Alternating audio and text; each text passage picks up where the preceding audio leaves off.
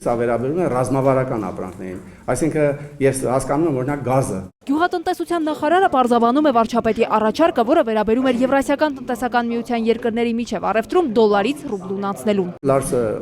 արդեն աշխատում է անխափան։ Արտահանված հայկական գյուղմթերքը ռուս-վրացական սահմանին մեքենաների վերջին կուտակումների պատճառով չի փչացել։ Սերգո Կարապետյանի տվյալով ապրանքը արդեն առանց ուշացումների հասնում է արտաքին շուկաներ։ Ըստ նախարարի, գյուղմթերքի այս տարվա արտահանման ծավալը գերազանցել է անցած տարվա ցուցանիշը։ Այսօրվա վիճակով արտահանվել է շուրջ 55,000 տոննա պտուղ բանջարեղեն, անցյալ տարվա 46,400 տոննայի դիմաց։ Մենք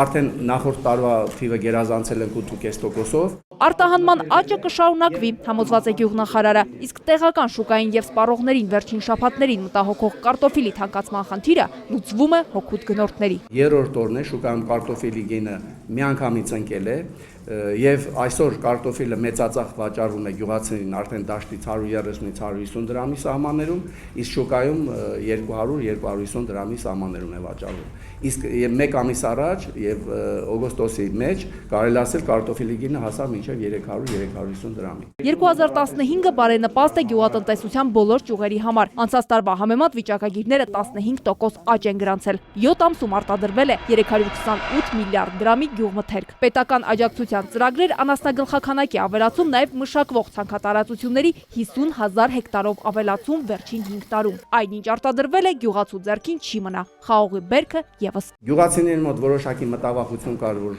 բերքի իրացման հարցում կունենան խնդիրներ, սակայն ես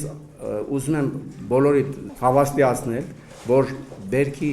ամբողջ ծավալները կմթերվի։ Գործարանները այս տարի ավելի շատ են մթերում, թեև ցուցանիշները կարող են լինել ավելին, եթե կարկուտը չհարվածեր 78 համայնքների։ Լիլիթ Ասլանյան, Նարեկ Գալստյան, ժամը լրատվական։